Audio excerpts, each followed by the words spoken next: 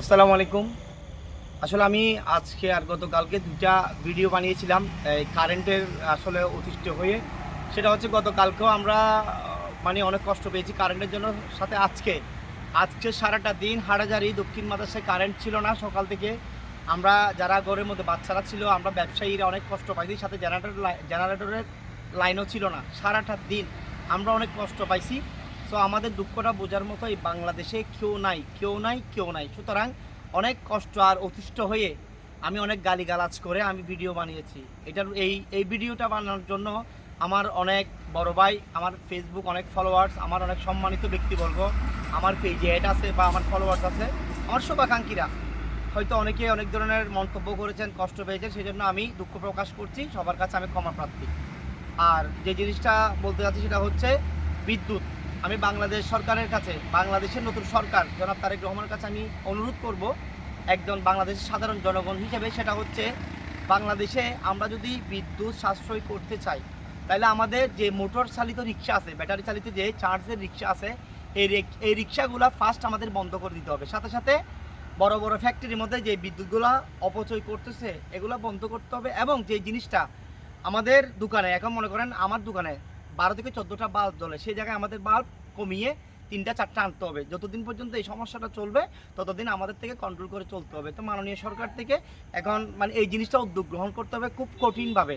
যে দোকানে 12টা বাল্ব ছিল সেই দোকানে প্রয়োজনীয় 4টা বাল্ব কোনোরকম চালাতে পারলে হবে। ফ্যান যদি 4টা চলে, 3টা চলে, সেখানে 2টা বা 1টা হলে এনাফ। এভাবে করলে আমরা আশাবাদী সকাল 9টা থেকে সকাল 9টা বা 10টা থেকে শুরু করে রাত 10টা পর্যন্ত আমরা দোকানদারি করতে পারবো।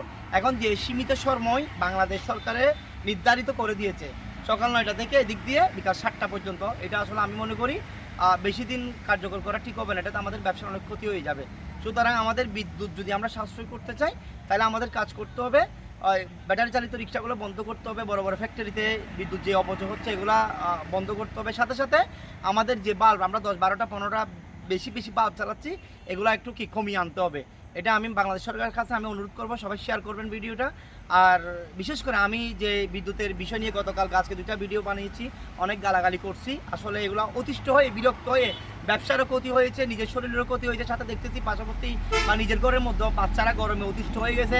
এই যে আপনার রাত্রে 12টার পরে কারেন্টের ডিস্টার্ব, এদিক দিয়ে দুপুরে কারেন্টের ডিস্টার্ব, এদিক দিয়ে সকালে 6টার পরে কারেন্টের ডিস্টার্ব, মানে যখন মানুষ রেস্ট করবে তখনই কারেন্টের ডিস্টার্ব। তো এটার কারণে আমি অতিষ্ঠ হয়ে আসলে গালিগালাজ করে দীর্ঘদিন ধরে ধৈর্য ধরছি, তারপর ভিডিওগুলো বানিয়েছি গালিগালাজ করে। তো আমার বড় ভাই আর আমার শুভাকাঙ্ক্ষী, আমার আব্বার অনেক আপনার সমবয়সী আমার এখানে ফলোয়ার্স আছে, আমার আঙ্কেলরা আছেন। সো সবার কাছে আমি দুঃখ প্রকাশ করছি, সবার কাছে আমি ক্ষমা প্রার্থী, আমাকে ক্ষমা করবেন। এবং আমি বাংলাদেশ সরকারের কাছে অনুরোধ করব যাতে আমরা এই যে আপনার সকাল 9টা থেকে যে 1টা পর্যন্ত এদিক দিয়ে আপনার দুপুরে বিশেষ করে যে সময়টা মানুষের ব্যবসা বাণিজ্যের সময় বা রেস্টের সময়, এই সময়টা যাতে কারেন্ট না যায়।